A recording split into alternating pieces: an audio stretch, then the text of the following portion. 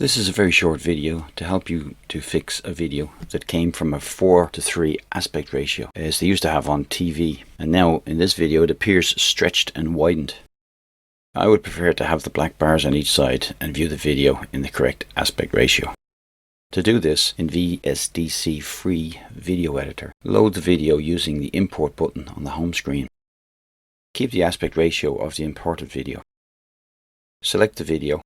You'll notice in the properties bar that it may be listed as 720 pixels by 400 pixels. Now you may be tempted just to resize the video, but it will only keep this bad aspect ratio no matter how you resize it.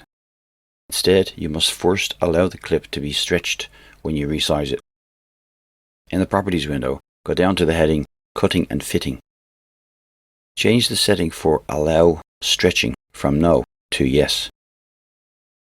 Now we can change the width of the video from 720 pixels to 536 pixels and change the height to 402. This height change allows for the top and bottom lines that are not drawing completely across the screen. All you need to do now is center the clip vertically and center it horizontally. You can now export the video. Yes, it will have black bars on each side, but at least you can view it with the correct aspect ratio. I hope this is of some help to you.